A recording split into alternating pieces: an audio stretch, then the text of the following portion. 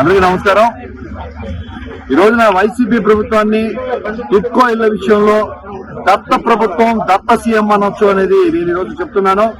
గత ప్రభుత్వాలు నిర్మించిన వేలాది టిట్కో ఇళ్లను ఖాళీగానే ఉంచి పేదలకు ఇవ్వకుండా పైపిచ్చి వాళ్ళని ఇళ్లలో చేరినారు కాబట్టి ఈఎంఐ కట్టాలని వేధించే ప్రభుత్వాన్ని మునుపెన్నడూ చూడలేదు. గత ప్రభుత్వంలో నిర్మించిన లక్షల టిట్కో ఇళ్లని, రాష్ట్ర వ్యాప్తంగా లక్షల ఇళ్లని పెయింట్లు మార్చి తమగా చేసుకున్నప్పటికీ పేద ప్రజలకు ఇవ్వాలనే సంకల్పం లేదు.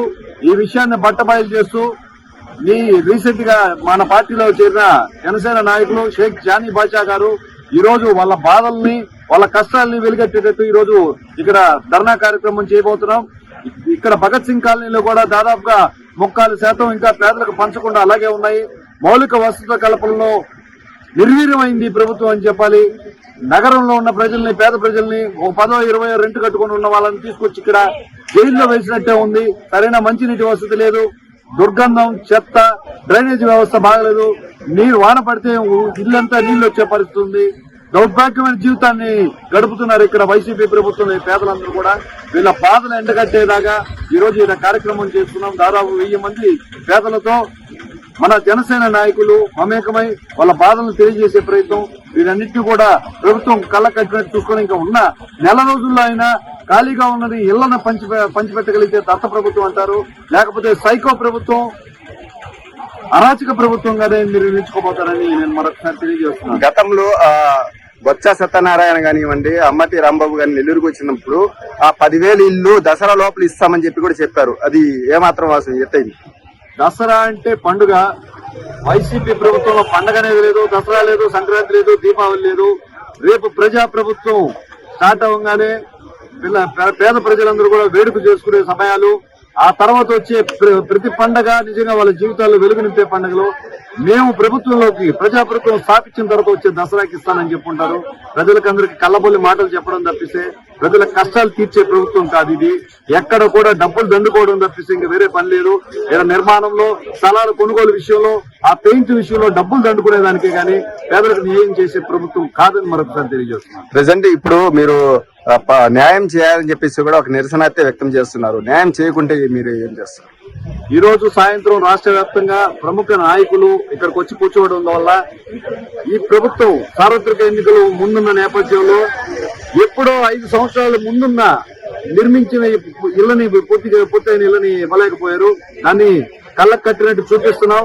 ప్రజా అధికారులను కలుస్తున్నాం. సోమవారం దినం రోజు కలెక్టర్ గారికి అర్జీ ఇస్తున్నాం. రాష్ట్ర వ్యాప్తంగా కూడా శ్రేణులందరూ కూడా అప్రమత్తం అవుతాయి. ఈ ప్రభుత్వం మాటల ప్రభుత్వమే కానీ చేతుల ప్రభుత్వం కాదని తెలియజేసే ప్రయత్నం ఇదని మరొకసారి తెలియజేస్తున్నాం. నా పేరు చౌదవాడ రాజేష్. నేను నెల్లూరు జిల్లా జనసేన లీగల్ సెల్ అధ్యక్షుడిని, ప్లస్ రాయలసీమ 1 జోన్ కి లీగల్ సెల్ ఎగ్జిక్యూటివ్ మెంబర్ని. ఈరోజు మన జానీ మాస్టర్ గారు తలపెట్టిన టిట్కో ఇళ్ల గురించి నిరాహార దీక్షకు రావటం జరిగింది.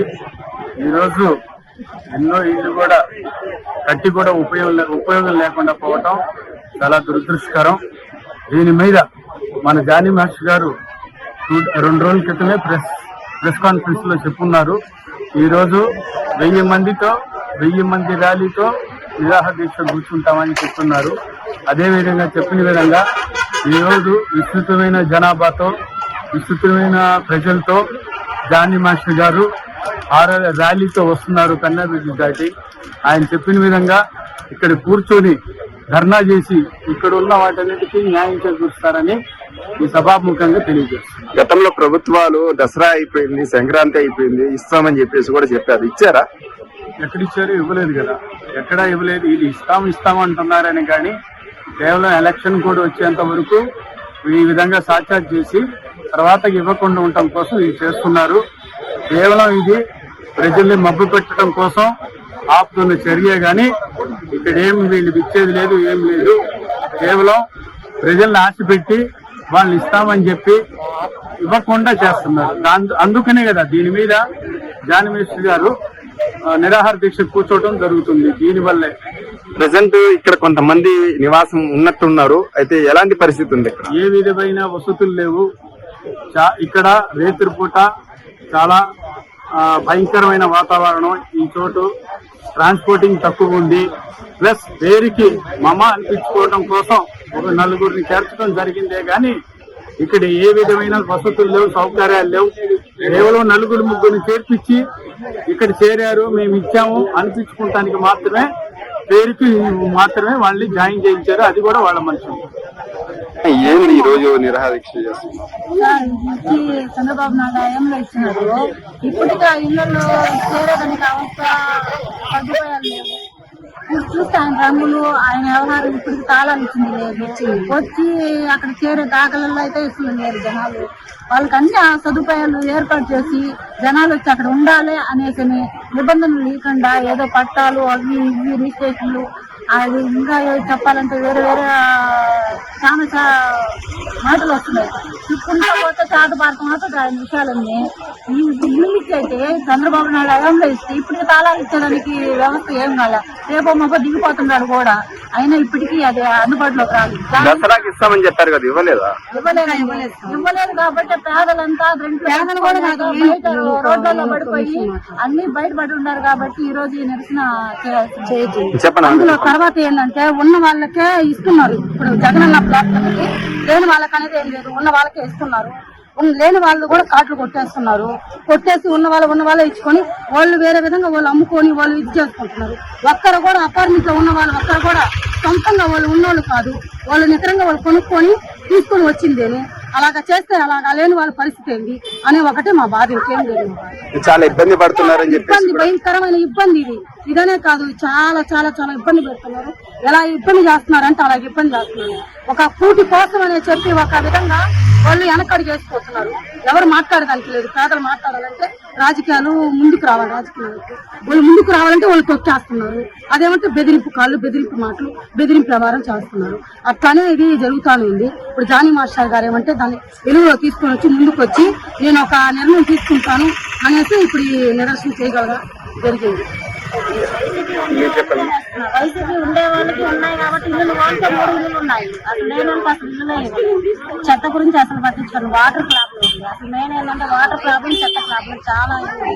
ఒక్కరు కూడా వచ్చి ఏమన్నా మీటింగ్ ఉన్నప్పుడు అప్పుడు క్లీన్ చేస్తారు. ఇంకా అసలు దాని గురించి పట్టించుకోండి. అంటే ఇల్లు ఇప్పుడు ఇచ్చిన వాళ్ళు అందరూ వైసీపీ వాళ్ళకే చాలా ఉండే వాళ్ళకే ఉన్నాయి. లేని వాళ్ళకి మాత్రం చాలా వరకు అసలు లేదు. లేని వాళ్ళనే లేదు, అసలు లేని వాళ్ళే లేరు. అసలు అందరూ ఉన్న వాళ్ళే. అపార్ట్మెంట్ లిస్టు కానీ బయట తీస్తే మొత్తం చుట్టా బయటకు వస్తుంది. ఏది తీవట్లేదు. ఉన్నవాడిదే 1, 2, 3 పేర్లు వస్తున్నాయి. డబుల్ అపార్ట్మెంట్ అని, సింగిల్ అపార్ట్మెంట్ అని. ఉన్నవాడికే అక్కడ ఇచ్చారు, అక్కడ పోర్కారాడు అన్నారు. అక్కడ ఉన్న వాళ్ళే, ఇక్కడ ఉన్న వాళ్ళే. ఇంకా లేని వాళ్ళు ఎక్కడ ఉండాలి? చెట్ల కింద ఉండాలా? ఇదేనా న్యాయము? ఇదేనా చేసి గెలిపించుకుని ఓట్లు ఇచ్చిన దగ్గర ఒక ఓటు, మా ఓటు ఒక్క ఓటు అని ఇలివే కదా. ఇదేనా మా దగ్గర గెలిపించుకుంది? అదే మా ఇప్పుడు జానీ మాస్టర్ గారు, పవన్ కళ్యాణ్ గారి ఆదేశంలో కూడా మేము కోరుకుంది ఏంటంటే ఇలాగ మేము చేయగలగామని ముందుకు వచ్చాము కాబట్టి సార్ వాళ్ళందరూ ముందుకు వచ్చి ఇది చేయగలిగేది. వైసీపీ వాళ్ళు చెప్తున్నారు మా అభివృద్ధి మేమే చేస్తాం. లేదండి, ఎక్కడ చేస్తున్నారు? ఎక్కడ ఉన్న వాళ్ళే తీసేస్తున్నారు. లేని వాళ్ళు ఒకటనే కాదు, పలానా దగ్గర ఒక దగ్గర ఇచ్చినా అని కన్ఫామ్గా చెప్పండి. అపార్ట్మెంట్ వచ్చింది మాకు అంటే, స్థలం వచ్చింది అంటే దాంట్లో మీకు 10 అంతస్తుల బిల్డింగ్ ఉంది, మీకు కరెంట్ బిల్లు మీ ముందు ఉంది అంటే ఎక్కడ ఉంది? అది ఎక్కడ? ఎవరు మాట్లాడతారు? సచివాలయం చుట్టూ తిరిగి కాళ్ళు అరిగిపోతున్నాయి. దాన్ని పెట్టేటప్పుడు ఇంకొకరు అప్పు గుప్పు చేస్తాం, కొనుక్కునే జనం వస్తుందని అనే నిరాశతో పడిపోయి గమ్ము వెనక్కి వెళ్ళిపోతున్నాం. ఎక్కడ ఎవరు పెట్టింది ఏం లేదు. ఈయన జానీ మాస్టరు పవన్ కళ్యాణ్ గారు ఆదేశం విన్నగా ఆయన మేము చేస్తాం, మేము వెళ్తామని అన్నయ్య పేరు కిషోర్ అన్న ఆధీనంలో అవుతా ఉంది. ఇప్పుడు కిషోర్ అన్న గారు ఏమంటే ముందుకు వచ్చి మేము ఉన్నామని భరోసా ఇచ్చి మమ్మల్ని ముందుకు లాక్కొచ్చారు.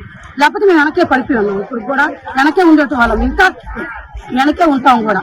ముందుకు వచ్చేవాళ్ళం కాదు. కిషోర్ అన్నయ్య గారు ముందుకు వచ్చి మేము ఉన్నామమ్మా, మాది భరోసా అని చెప్పి మేము ముందుకు లాక్క రాబట్టి మేము ఇంత మాత్రమైనా రాగలిగాం. ఇంత దూరమైనా సార్ మాదేమీ లేదు. మాకేమీ ఆస్తులు ఇమ్మని, అంతస్తులు ఇమ్మని మేము అడగట్లేదు. ఉంటానికి జాగ్రత్త భూమి ఇమ్మని అడుగుతున్నాం. మాకుంటారు నిలబడ. మాకు పెద్దలకి చాలా అమ్మఒడి అన్నారు. ఎవరికి పడింది అమ్మఒడి?